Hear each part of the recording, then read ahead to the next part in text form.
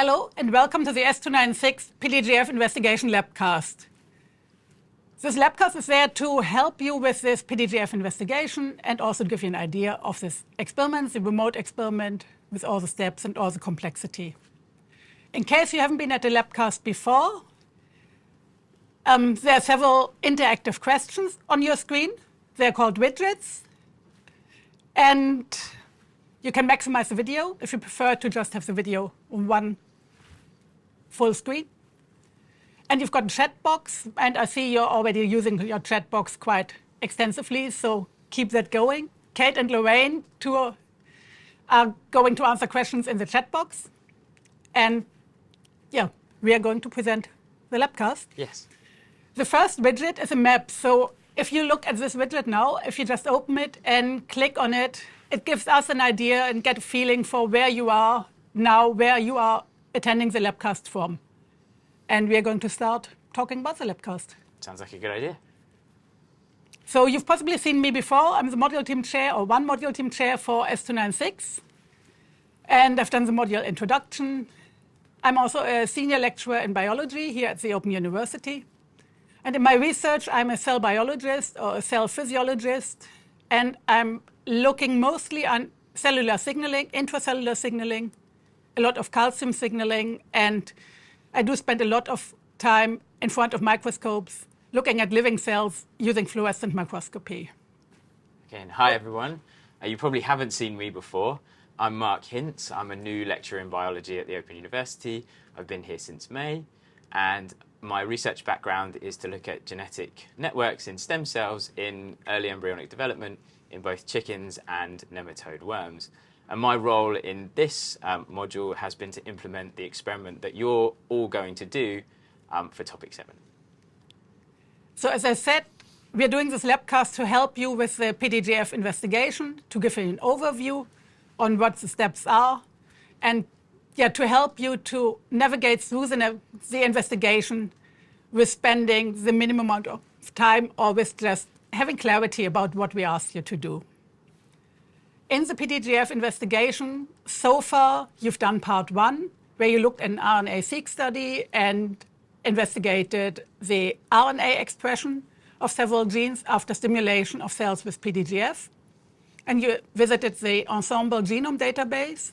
And then in part 2 of the PDGF investigations, you did an analysis of the protein expression using immunoblotting. And we're building on the results of these part 1 and part 2 of the PDGF investigation for part 3, which we're going to discuss here. Yeah, that sounds great. But before we launch into the investigation, should we look at where everyone's based? That's a good idea, yeah. So, okay, so we've got red dot on the map here. That's where we are. And then I can see you are pretty much all around the UK. Yeah, it looks like there's quite a few. There's someone right in the north of Scotland there. There's some people in Wales, and then down in the south towards Cornwall. And almost, I think there's some people from Portsmouth or Southampton, which is near my hometown. Yeah, but nobody near Dover, where I'm based. Some people in London, so another 8 people in Europe, not in the UK. So we're localized in the UK and in Europe. And yeah, welcome everybody. Thanks for coming. Thanks for attending. Let's start the business. Yeah, sounds like a good idea. So let's look at the PDGF investigation. You're studying topic 6 at the moment, and we don't really want to distract you from it. So we're going to help you with the first steps of investigation, which we're going to do over the next weeks. And to see the steps of the investigation, I think we're having a table that shows all the steps of the investigation. This table can be found in the workbook. And for you, the workbook is the go-to document for this whole PDGF investigation. Pretty much all the descriptions are in there. So if you haven't used the workbook before, please start using it. It is where you find the detailed information on everything around the investigation. And of course, ask questions on the Investigation and Statistics Forum. That really looks like a lot of steps. That are a lot of steps. There are 10 steps and some other bits in between.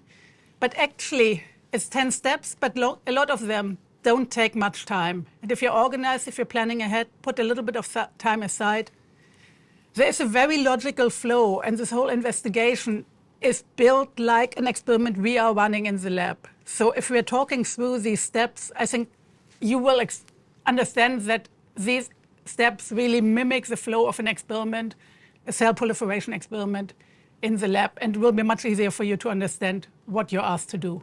Yeah, I think that's a really good explanation. Should we look at the first few steps of the investigation? Yeah.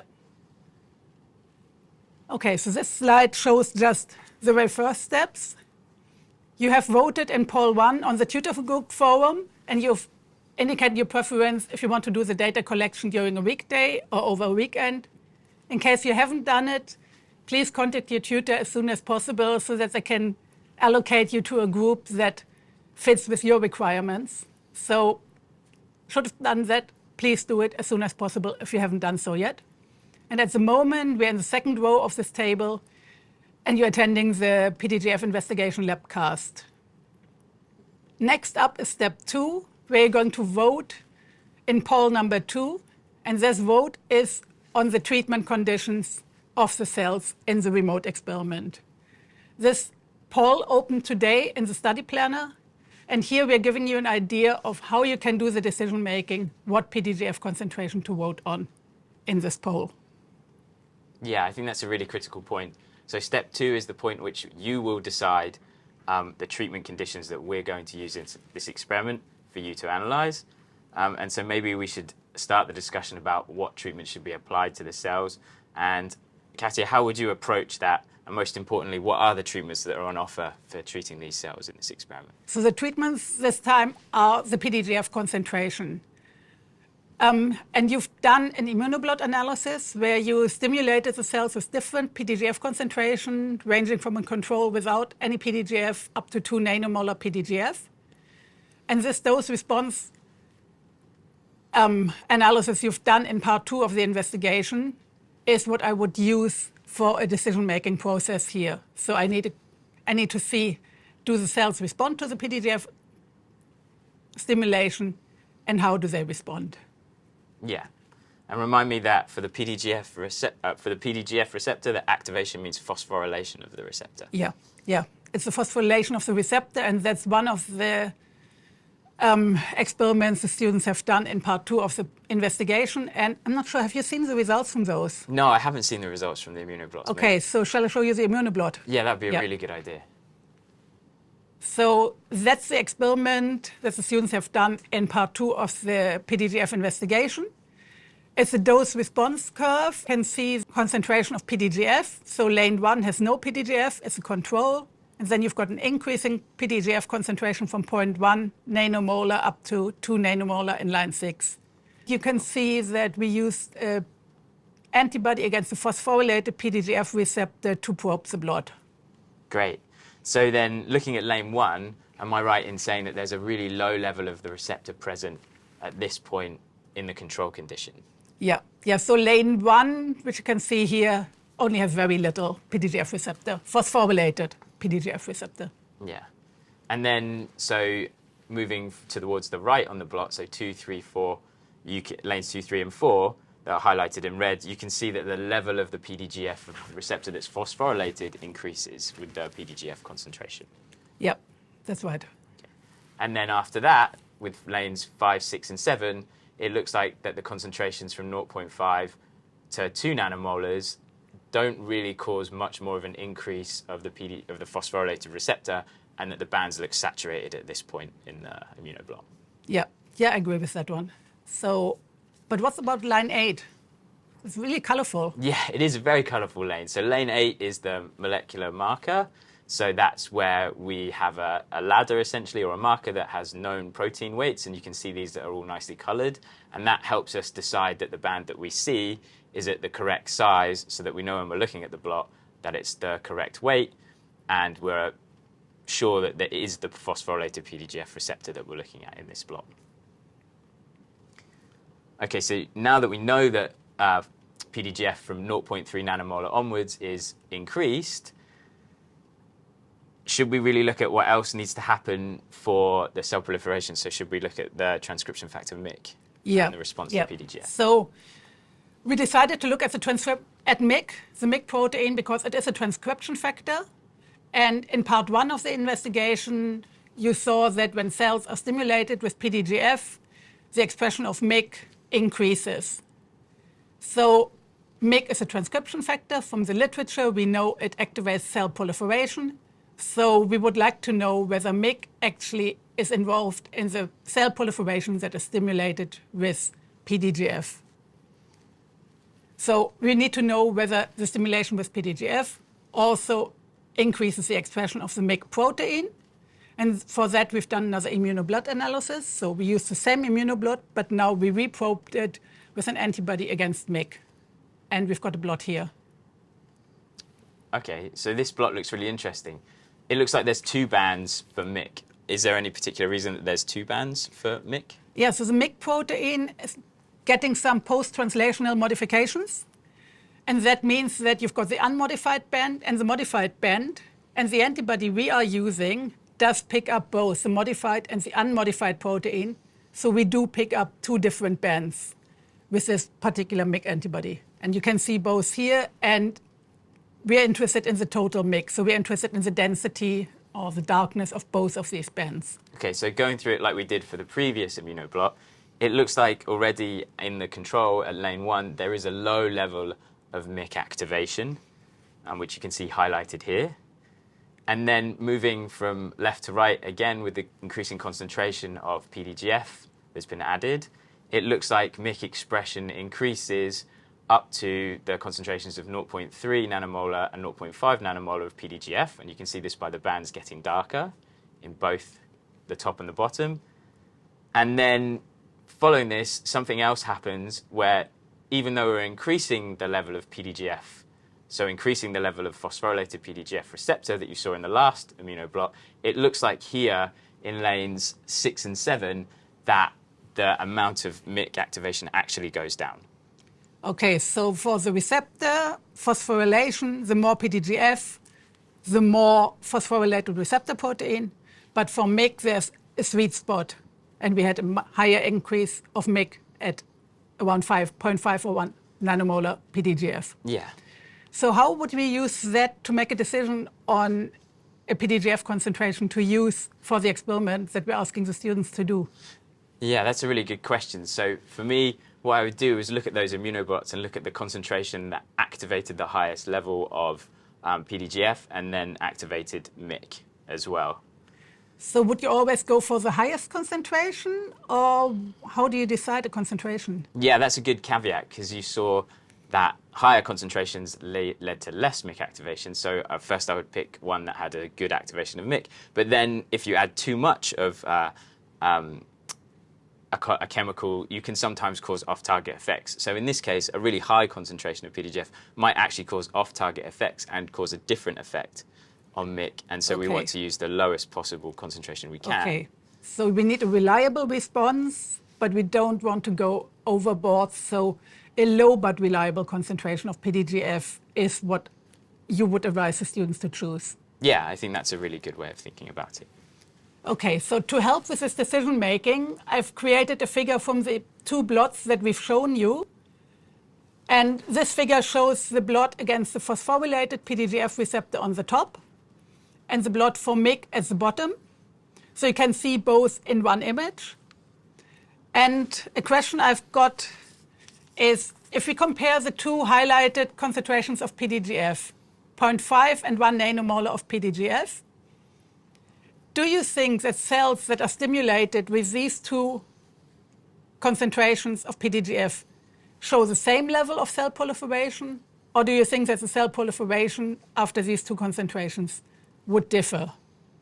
Yeah, I think that's a really good question to ask about this blot, and I think it would be a really good idea to ask you to answer that question. So you can go to widget 2, where you'll see the seesaw widget, and you can answer the question whether you think there's the same amount of cell proliferation or a different amount of cell proliferation depending on the levels that you see in these immunoblots. And just consider what we've said about the MYC concentration and the PDGF the amount of PDGF receptor protein being both increased to the same extent when answering the question. Yeah, absolutely. So, OK, so whilst you consider the answer to that widget, we're going to start talking about the treatments that the cells will receive in our experiment and what we'll add to the cells, of course, we will have to have a control, and we'll also have a PDGF, but how exactly would we investigate the function of MYC that you can see on the screen in the immunoblot now? So I think to investigate the importance of MYC, we can either activate MYC or inhibit its function. And we can inhibit MYC by reducing the expression level. And one of the techniques you've learned about in S296 for reducing the amount of protein expression is siRNA. So that would be an idea to use an siRNA for MYC to reduce the MYC protein levels. But the other option is to add a chemical compound to the cells, which is taken up by the cells and can change the function of a protein. Yes, that's a really good point on chemical compounds, and most people are familiar with a few chemical compounds in everyday life. So painkillers, for example, so aspirin, for example, inhibits enzymes within cells that leads to the lowering of inflammation and fever, which is a way to think about how this chemical will work. Okay, so that's interesting. I didn't know what aspirin inhibits. I knew it inhibited something, but wasn't quite clear what. So what do you propose to use for the MYC inhibition here? So for MYC inhibition here, from the literature, there's a small molecule that we can use. So previous to this, we've gone through the literature and looked for lots of different ways to inhibit MYC, and one of the most reliable ways that we can find is a small molecule. And this small molecule is APTO253, and it specifically targets MYC. And we can use a reasonable concentration in our cell culture of 5 nanomolars per liter. Okay, so you've already done all the homework and checked out what we need to do and done all the work beforehand. So what treatments are we actually doing at the moment? So for this experiment, we're going to use the treatments of control, where the cells will be the controls, and then we'll treat the cells, another set of cells with PDGF. So we'll add PDGF to hopefully activate cell proliferation. And then what we'll do is we'll have a third condition where we'll also add PDGF, and then we'll add the MYC inhibitor, APTO253, and hopefully what we expect would be that the MYC inhibitor would inhibit the cell proliferation. Okay, and I think when you talked about the MYC inhibitor beforehand, you said it's going to be delivered as a powder, right? Yes. So how do you get it into the medium with the cells? Yes, this is a really good point. So small molecules often come as powders that we would need to dissolve within the lab. In this case, we would need a solvent because the APTO253 isn't soluble in water. So the solvent that we're going to use to dissolve this is DMSO. DMSO is a widely used solvent within labs and quite often in cell culture experiments, because DMSO at low concentrations doesn't have any effect or very minimal effects on cell proliferation. Okay, so the concentration we're going to use shouldn't affect the cells. Yes. And you're proposing to use the control, so either a solvent control, where we have the cell culture medium and we do as a solvent, or the other option would be to use a negative control, where you're just adding the cell culture medium and you're not doing any other addition, so no solvent. The control is just the plain cell culture medium. Yeah, and that's a really good summary. But it's actually something to be really clear about, because there are slightly different things that you can say about the experiment depending on the control that we use. So if we use DMSO in all 3 conditions, we can be absolutely clear that the effect that the MYC inhibitor has, because all of the conditions would have the solvent within them. Whereas if we use a control condition without DMSO, we would just have to be a little bit careful in what results that we state, because we would be a little bit less clear on the role of DMSO within these 3 conditions. Okay, so we've got the choice of 2 different control conditions, and what we want to do is to actually give you the choice which of the 2 control conditions Mark is going to use for this year's experiment. So you're voting, please open the next widget, and in that widget you can vote whether the control condition should have DMSO added or not added, and both are valid controls. As Mark just said, the interpretations are slightly different, but both are valid controls, so whichever you vote for, you've got a valid experiment, and Mark will follow your instructions. Yeah, absolutely. It helps take a decision out of my hands and puts it into yours, but it doesn't lower the validity of the experiment in any way in which one you choose. It'll just help us be a little bit clearer in the results that we can state. Yeah.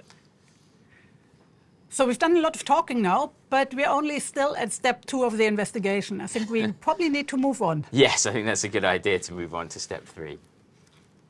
Okay, so in step 3, you need to take roles. You need to take on roles within the investigation. And I think we've got another slide that goes back to the table so that we can see the roles and the next steps that you're supposed to do. Yeah, because I actually don't know what the roles are Yeah. that the students will get. So maybe it would be a good idea if we summarize these roles Yeah. and then Yeah. I can think Okay. about which one that I would like to do. Yeah. So they are the roles. What So do you think? I think so. Okay, so you can see here that the roles that you'll have to choose from are team leader, data handler, record keeper, and discussion facilitator. So the team leader will be the person who tries to keep everybody on track and keep the team moving forward through the investigation or the experiment. The data handler is the person who will set up the wiki for students to post the data, and after the statistical analysis, create a labeled bar chart to pass on to the tutor. The record keeper will keep a log of problems encountered and possible mitigations, as well as summarizing these problems at the end, while the discussion facilitator will be the one who encourages students to participate in the discussions and write up a summary at the end. And I think it's probably a really good idea if we get some kind of feel for what roles you might like to do. Yeah. So you can look at widget number 4 and you can choose which role that you would like to do from the 4. And then we'll have an idea of which role might be the most popular among the students. Yep, I think that's a really good idea. Yeah. And it does show that we've all got different preferences and what we're doing. And actually our work, we have to do all of those. So Yeah. we are a bit of a jack in all trades, so we need to do all of those. But is there one of them that you prefer? Yeah, I think so. So I think for me, I like discussing science and I like thinking about experiments and trying to get people involved in the conversation around the experiment they were doing, because often people have very different ideas about what the outcomes might be or that what might happen within the experiment or why certain things are done. So I think the discussion facilitator would be something that I'd really enjoy. Okay, yeah. See, for me, I would choose a data handler. I really like data analysis. Data analysis, presenting the data, preparing the charts, getting the data ready to share them with others. That's actually the one part that I prefer. So we would be a good team because we do different things. Yes. So, yeah, ideal. And I think that's a really good point. So teamwork is really essential to lab work, and especially with modern lab work and things like this, team it's often large teams of people in labs that produce publications. And I know from my personal experience when I was a postdoc at Imperial, I worked in a team with 2 other PhD students, and we worked together on a large project, and we all had different expertise in the lab. And using this diversity of expertise, we were actually able to work on each other's projects in small amounts, and together as a team publish 5 papers in 2 years, which was really actually a really good achievement. It was brilliant So to be able that's to do more that. that you would have been able if you would publish on your own. Yeah, absolutely. I Yeah. think, by myself, I don't know if we'd have even, there's a lot to do in publications, I think, Yeah. these days. Yeah, see, from my experience, there are publications which don't just involve the teamwork within one lab, but we're working through one really big publication that went into Nature, and we had to get different labs together, labs from different continents, because we didn't have the expertise, we didn't have the techniques, so we had to get people from various different labs from different continents to work together for this one really big paper. And I think they're just examples that teamwork and collaboration and good communication, networking, they're essential skills for scientists. And they're not just essential skills, but they're actually really good fun because you meet the people again, you can potentially get travel. Yeah, It's great. I think it's brilliant. I think that international role of in science is fantastic. You get to experience lots of different things, and I think it's brilliant that it crosses across international points. So I think we can get back to the widget 4 to see what you actually prefer as a role. You all are following my lead. You all want to be the data handler. There you go. I think it's a great role. But I think we do need some team leaders. Yes, absolutely. There's definitely a need for some team leaders. So there's one thing you might want to bear in mind, and we've partially done this to get a feel for what people want. And I know there are more students on this module, but if everybody wants to do the same role, you need to find some way that every role is taken within a group. So you need to liaise a bit with the other students and find a way that all the roles are fulfilled within each subgroup. And actually, there's a document called the Guide to Group Work, and that also has some ideas of how you can do these discussions, how you can come to a conclusion and keep everybody in a group happy. So it might be a thing to look at that document at some point. It's, I think, quite useful. Yeah. And not long. Yeah, and I think that, it's really important that obviously you might want to have a second choice because you can see that a lot of people wanted the data handler, so you might not get your first choice. But once you've worked as a team to assign your roles, what actually happens next? I think next thing is you do the pilot experiment.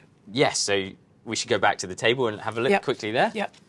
Okay, so you've voted in poll 1, or you are hopefully emailing your tutor as soon as possible to tell your preference.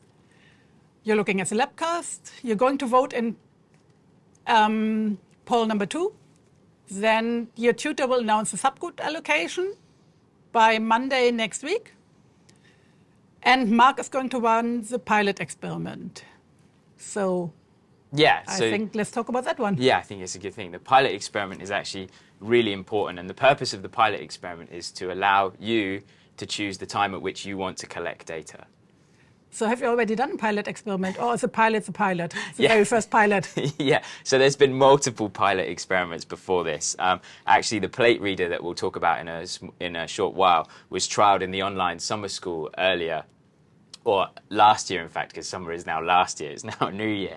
And I used those experiments to guide me in what number of cells we would need for the experiment, how many to put per well, and then, so that we had some good conditions established, and so that you only have to make the decision of when you pick time points to collect your data, and that's all you will need to do from looking at this pilot experiment.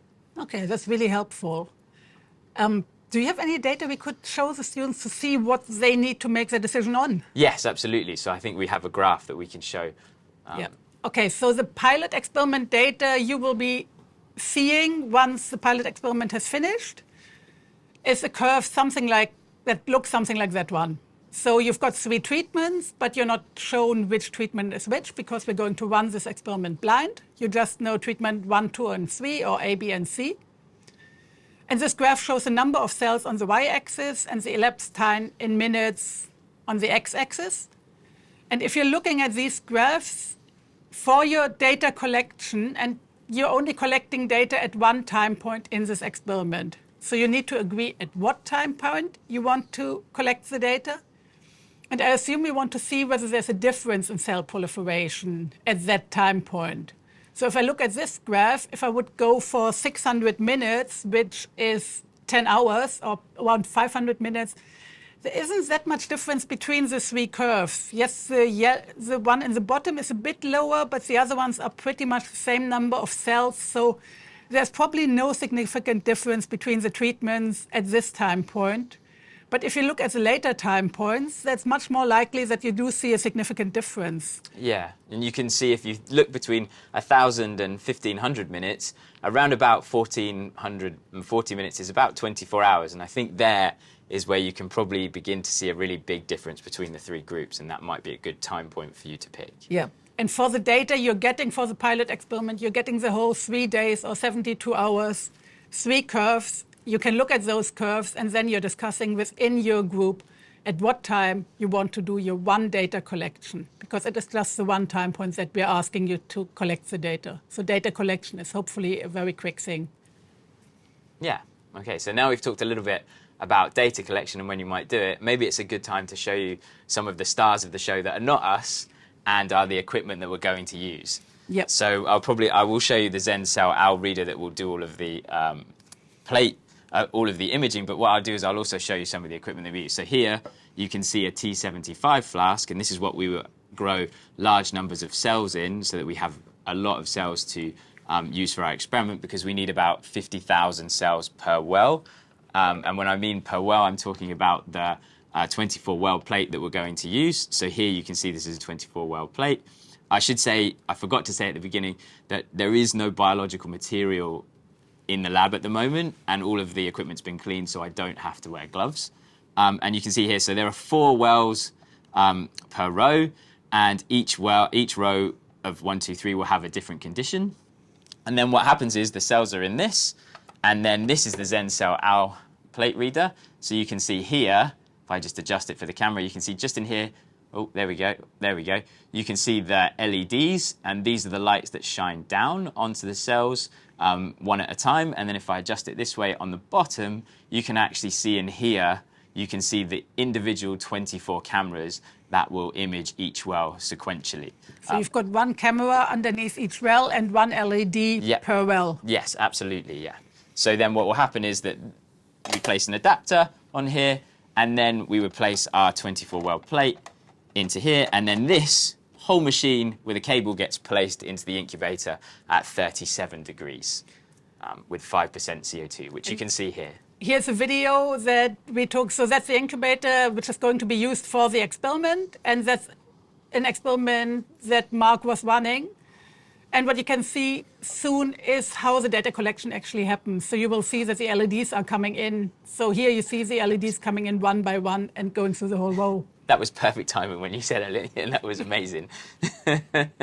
Okay. So, and there again, you can see how the LEDs come on one by one and click through. And then in 30 minutes, the same thing will happen again. Yeah. In between, it's got a 30-minute break, and then... Absolutely, yeah. But what will students actually see? Yeah, so obviously you won't see the plate reader that we've just shown you. What you'll see is the web page with the cameras, and you'll all be assigned individually 3 cameras to look at, and it will look something like this here.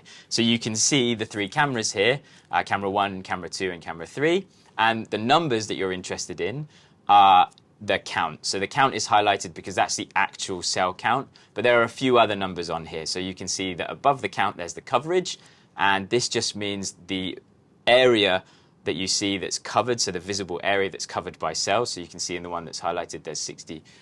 Is it 84%? Yeah, I need to squint a bit because I'm 82, and 100. not wearing my glasses. But the cell count, and then underneath the count, you've got the elapsed time. So that's the number of minutes that's passed since we started the experiment. And then below this, you've actually got a time lapse. And the time lapse is really, really interesting because what you'll be able to do when you click on the time lapse is it will pop up a small video that you'll that's see. That's actually the time lapse, isn't it? Yes, this is the time lapse. So here you see the sounds. The cells are still really round. And the round ones haven't attached. Yes, they haven't. We're going to focus on one cell now, and you'll see the cell dividing. So it's very round, then divides and pops into 2, which flatten out again and adhere. And we're back zoomed out to see the whole field of view. Yeah, and you can see how the cells are moving around, and they're all beginning to divide, and you'll probably see a couple more that will divide, and we'll highlight them. So you can see one in there in the top left. And slowly over time, they begin to fill the field of view. And this is sped up. So this is 3 days worth of growth sped up into, I think, about 30 to 40 seconds. And if you look in the bottom left, there is actually a cell that's going to die in a moment. There we go. Yeah, and that's cell death down there in the bottom left corner. And then you can see the plate become confluent. Yeah, so at the end, the cell was the plate was pretty confluent. The cells were really dense. And I'm going to post this video on the forum later because I think it's actually quite fascinating to watch it and to see cells divide. If you want to use this playback function, just remember it takes some buffering time. Yeah. So there are a lot of images in it. I love watching those, but just be a bit patient. After you click on the time-lapse button, the video will come. Yeah, and it might take a little bit longer the longer the experiment goes on because, of course, there are more images that get put into the time-lapse the longer the experiment goes on. And, of course, the first ones will be really, really short, probably less than a second if you go in really early and have a look. So shall we talk about the data collection? Because I think we figured out that the data collection doesn't actually take long. And I've said it before, but we thought seeing is believing. So we thought we are brave and try the data collection now. Yes. So you're going to try and do it on a mobile phone? I'm going to try and show you how you could collect the data on a mobile phone because there is actually an experiment running right now in the incubator that you just saw live, which is a pre-pilot experiment. So I'm going to go over to my mobile phone, which I've left over here, and I'll show you how to collect it. Okay, so let's hope this works. Right, okay, so here's my phone. Just going to unlock it, obviously. So I've already gone into the OU Study app. And what you can see here is I've navigated through to the S296 page, and then I'm going to go to the topic 7, and it's part 3, but I've got a last view to click, so I can click on it. There we go. This will take me to the part 3 of topic 7, where I'll scroll down, And then hopefully here in activity 3.1, there's a link to the measuring the cell proliferation experiment. So I'll just click on that. And there we go. So you're through to the landing page on the Open Science Laboratory section. And if you scroll down, you'll see the cell assay button. You won't see the cell assay admin, that's for me. But if you click cell assay, then it should bring up the camera. And then what you do so that you can take a screenshot is if you turn your phone into landscape and shake to get the accelerometer to work. There we go. I can do this and I'll place it so you can all see and move my hair out of the way. So I scroll down and you want to get your UKU in focus and obviously the counts. So there I have the elapsed time, the counts and the coverage. And if I just take a screenshot, there we go. I've collected the data in probably less than a couple of minutes, which shows you how easy it is to do. So yes, we do appreciate that everybody has different timescales, that you've got a busy life. We've shown you that to show that the time for data collection, you've got a 6-hour window in which you need to do the data collection as the time you agree in your subgroup. But the actual data collection doesn't take long, doesn't have to take long. And you can do it on your PC, on pretty much any kind of device, including a mobile phone, a smartphone. So just bear that in mind when you're discussing the time point of data collection in your subgroups. And I think all of that looks pretty easy. So is it really that easy to do experiments on cell proliferation? Well, hopefully we make it look easy and so that you get a good experiment to come and do online with us. But actually, it isn't as smooth as you might think. And one of the reasons that it does look smooth is because of the amount of planning that we put into doing any experiment. And that's really key to any experiment that you would do in a research setting, is the planning and the preparation. So, there are things that can go wrong and, simple planning steps can help you. So, for example, when you're working with biological materials such as cells, they can easily become infected. And if you have infected cells and you want to do your experiment, you really can't. So one of the things that we do is we grow backup cultures to allow us to have another culture that's separate from the one that we're using so that we can keep carrying on with the experiment and there are no delays. And of course, there are other things that may cause delays. So, sometimes they're in your control, sometimes they're out of your control. So things like order delays or facility availability, but generally planning can help you mitigate this. Yeah. It all sounds very true. Yeah. Shall we go back to the results from the widgets? Yeah, I think that's a really good idea. So if we can get the result from the second widget, the one where you voted on PDGF concentration, or where you discussed the PDGF concentration. So we ask you whether you think there's a difference in the amount of cell proliferation, and the things to consider were whether both the phosphorylated receptor and MYC have the same protein level. And I see most of you say they don't have the same cell proliferation, and that's exactly what we were saying. Yes. Because there's less MYC protein with 1 nanomolar PDGF. We do expect there's less cell proliferation caused by the lower amount of MYC. So, it's exactly what we were thinking. Yeah, I think that's a really good summary of what you see on that immunoblock. Should we have a look at the next widget? So I think widget number 3, where we decided on the control, and this will be the actual control that we'll use in the experiment that you will look at.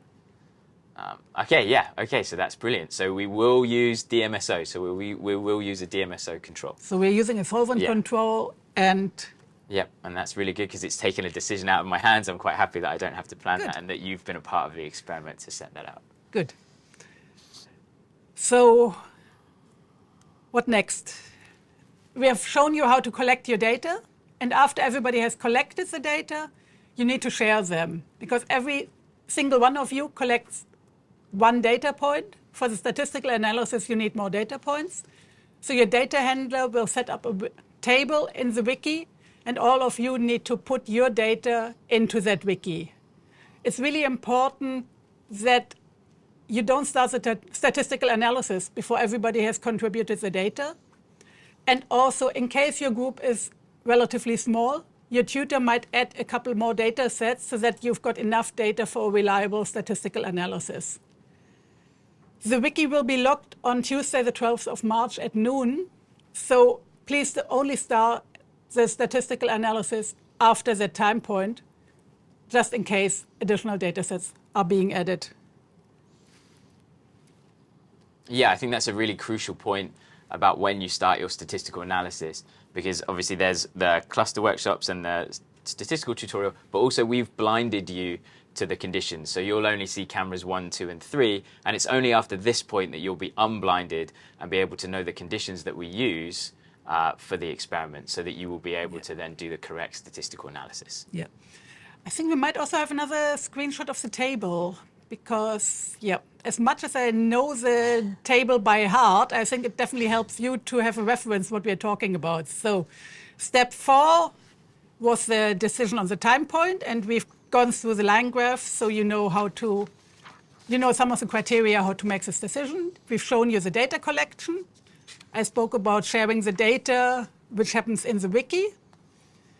There is a module-wide further use of statistics tutorial, and in that tutorial, you will get the explanation of how to use StatsCloud to analyze the data, but also you get explained how to present the data for the TMA. And we are going to do a bit of that here, because I think it doesn't harm if you hear it twice. So please attend that tutorial, because it will really help you with the TMA and answering the questions. And there are 2 cluster workshops coming afterwards. So in these cluster workshops, you can ask your questions, the problems you've got with the data analysis, any queries about the investigation. Please make use of the cluster workshops to ask these questions, and have a look at the assessment beforehand, so that you know what you want to ask, what you need to ask. Yeah, absolutely. So after you've sharing your data is exactly what we would do. And it's a really good part, because it's how we would share things for publication or going to conferences, which we both enjoy, going to conferences and sharing our results. Yeah. And after your results are analyzed, or your data are analyzed, your data handler will prepare a bar chart, a labeled bar chart, and you're going to share this bar chart with the other students in your tutor group, or with the other groups in your tutor group. So the data handler will send that bar chart to your tutor, and there will be a dedicated thread in your forum in which all the results from the subgroup are shown, and your tutor might add a couple of more data sets, so that you can have good discussion about how did the results change over time. So, as you said, data presentation is an important thing, and you need to present your data in 3 different ways for the assessment. There's a graphical presentation of data, so bar charts, and you might remember in topic 2, you were doing a cell counting activity, and you presented the data from a t-test analysis. Here you've got 3 different treatments, so the bar chart will be a bit more complex. We're going to give you an example here, and the module-wide tutorial and the module materials have more information about presenting data in a graphical way. You will be asked to use a standard wording for a statistical test, which is explained in the StatsCloud guide. So we're not going much through that, but I think we're also going to talk about presenting data in your own words. Yeah, and that's a phrase that you don't hear too often in science, because it's often formal. So what do you mean by using your own words to describe your data? Pretty much what we are doing now. So what I would do if I've got data from an experiment, I've got my bar chart, I've done the statistical analysis, and I want to discuss with you what the results are. So I would knock on your office door, come in and discuss the data. I would need to give you an overview of what the experiment was about, what did I want to do, and then we've got the results of the statistical analysis indicated on the bar charts, and we can come to a conclusion and a summary of what we think these results show. And that's what I mean with in your own words. Not a standard phrasing, not repeating every single detail of the statistical analysis, not repeating every value, but giving someone all the information necessary to understand what you've done and what the conclusion is. Okay, so just this almost the language that we would use if you were discussing between your lab team when you're discussing results. So nice, simple, clear language. Yeah. Sounds reasonable. Shall we try that here? Yes. Do you have any example? Yeah, actually we do. So we have some data that we got from the online summer school, and we can use that to go through the bar chart and describe the results. Yeah. I think we've got the bar chart. Yeah, I think so. So I can describe the data. I think that's probably a good idea. Because you collected them. Yes. So this is an example of the data that we collected from the online summer school back in 2023. So here you can see 3 bars. And the experiment was to look at HeLa cells, which are a cancer cell type, in 3 different nutrient conditions. So low nutrients, normal nutrients and high nutrients, and then to do cell counts using the Zencell OWL like you will do.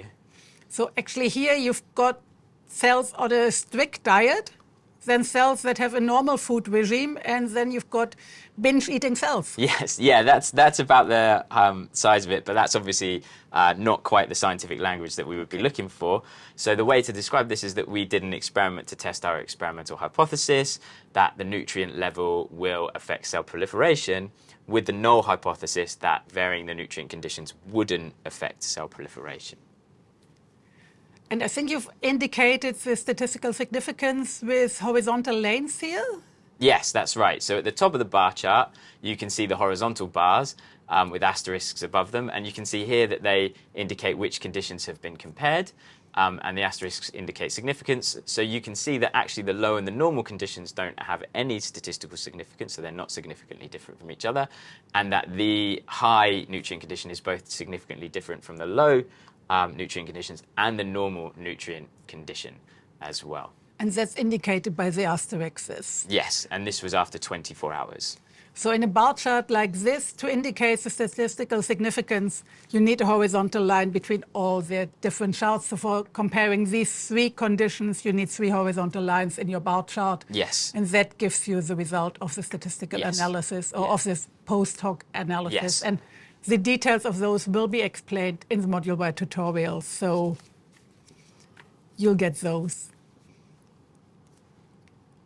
And I guess the summary or conclusion from your experiment was that the nutrient conditions do affect cell proliferation, and higher nutrient conditions over time increase the rate of cell proliferation. Yes, so after 24 hours, I think that's a good summary of where the experiment was at. Okay, so I've just told you that in your experiment, you're asked to share the results that you collected in a dedicated thread in your tutor group forum. And why are we doing that? One thing is that you only collected data at one time point. So you might have collected data at the 24-hour time point, but you don't know what happened at another time point.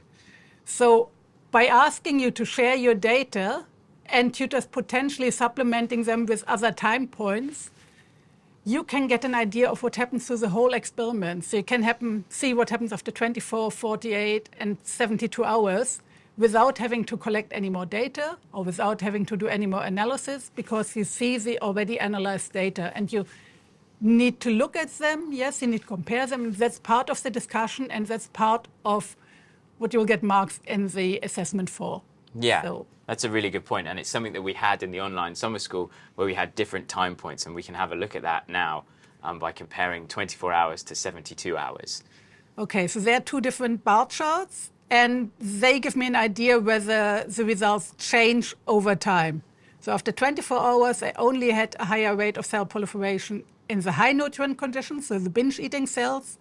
Whilst if I look at 72 hours, there's actually a significantly higher number of cells in the normal medium and in the high medium. And there's also a significant difference between the normal and the high medium. Yeah. So absolutely. So you can see here that the statistical significance or the difference in groups between the low and the normal actually took a lot longer to appear than just looking at 24 hours. So this happened after 72 hours. And as Katty is going to point out, there's something actually pretty interesting between the two low conditions. yeah, if I look at the two low conditions, then it almost looks like the cell number is lower after 72 hours rather than 24 hours. It's probably not statistically significant, but there's definitely not more cells over time. And if you in the audience have any idea why this might have happened, you could speculate in the chat, and we can give you an answer later. So it is a real thing. It really happened like that. Yeah. But what's the idea? If you've got an idea, just share it, please. Put it in the chat. So now that we've compared within the experiment, so between 24 hours and 72 hours, but in this experiment, in the experiment that you will be doing, there are weekday experiments and weekend experiments. And what could we say if we were going to compare an experiment that was done on the weekday and the weekend? What would we be able to say if we could compare those? So if you're going for the same time point, again, if you're potentially going for 24 hours of the weekday experiment compared to 24 hours of the weekend experiment, we can say whether the experiment is reproducible. And experiments being reproducible is a very big thing for science. So if we want to publish a cell proliferation experiment like this, we will have to repeat it more than twice. We will have to do more repeats, and the repeats have to show the same data. If not, then we have to go back to the drawing board and think what's wrong, what didn't quite work out, what could have affected them not being the same. But for this, and based on the data of the pilot experiment, we do assume that your experiment will be reproducible and you're just going to interpret the data you're collecting. So yeah, fingers crossed. Yeah, but reproducibility is what you can find out if you compare data that were collected during the weekday and the weekend experiment. So they're the two different discussion points that you can have on the data that are shared in a thread on the tutor group forum. Brilliant. So now that we understand like how to collect the results and possibly how to analyze them and think about them, what is the next steps and what would students need to do after those points? After this point, go to the workbook, check what discussions you're asked to do, and they're listed in the workbook. Also go to the TMA and check what you're asked to put into the TMA. You will be asked for some evidence of contributing to some of the discussions. So carefully check what you're asked to do for the assessment. You get marks for contributing to the discussions, and the guide for group work can help you a lot if you're not quite sure how to contribute to a discussion on a forum. And it has several what-if scenarios. What happens if somebody already posted exactly the same answer that I wanted to give? So it has some really good ideas and some really good points. So have a look at it, even if you just look at the what-if scenarios. If you want some help, have a look at that one. Yeah, so I think we're sort of coming towards the end of the information that we have for the Labcast. And of course, the 10 steps are what we've gone through, and these are the really important steps. And obviously, myself and Katty could go through these quicker within our lab. And the 10 steps are designed for you to be able to go through the experiment in a nice logical order and to take the pressure off of you, because obviously we don't want to distract you from finishing topic 6 and any other work that you have in S296 before topic 7 starts. Yeah.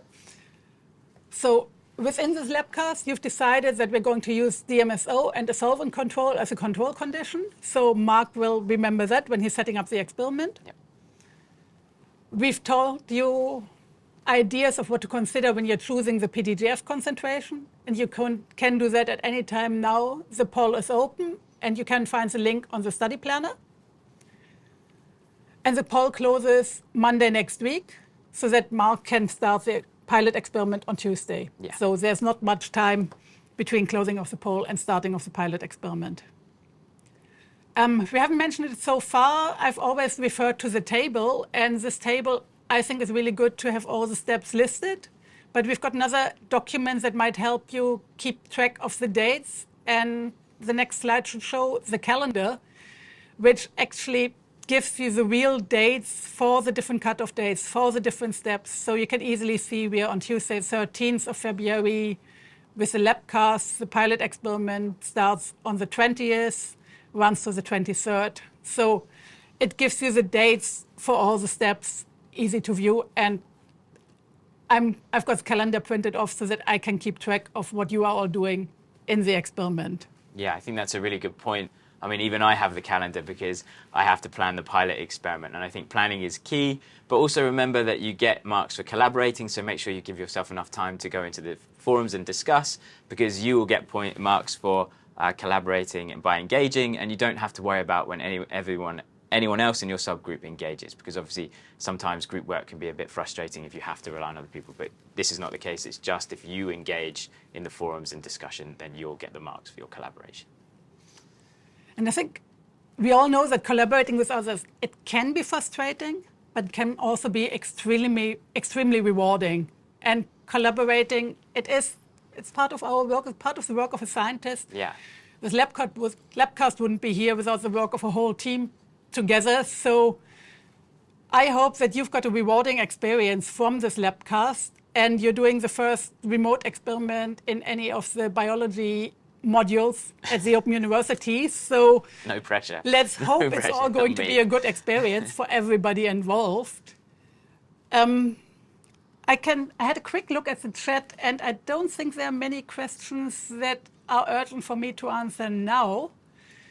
if you have any questions, or if you're watching this Labcast as a recording, please post the questions in the Investigations and Statistics Forum, and we will go in there and we will answer your queries and questions there. And I think I'm going to post the video of the cell division that we had, just because I love watching it. So yeah, it is very that cool. will come in there. The poll 2 is in the study planner. So if you go to the study planner, scroll to the study week we're in now, you find the link for poll 2, and it should have opened about an hour ago. So you should be able to click on the poll, and it gives you the PDGF concentrations, 0.1, 0.3, 0.5 nanomolar, 1 and 2 nanomolar, and you can choose which PDGF concentration Mark is going to use in the experiment. So go to the study planner and our current study week. So in week 16, you should find the link. But it only came up whilst we were here in the Labcast, so you might not have seen it before because it was hidden.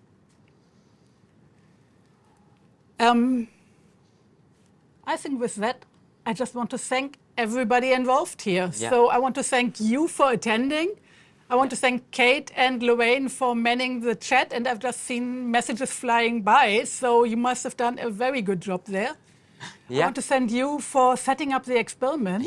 I'm looking forward to it. It's going to be a lot of fun for me to set up the experiment and to know that you'll all get to be involved in taking the cell counts. But of course, also a big thank you to Katia for putting this together and for the S296 module as well, which has been a lot of fun to follow. And for everybody behind the scenes, without whom we wouldn't be here. So, Yes. yeah, thank you, everybody. I hope you enjoyed it. If you want to ask questions, we are there to answer them later on. And have a good evening.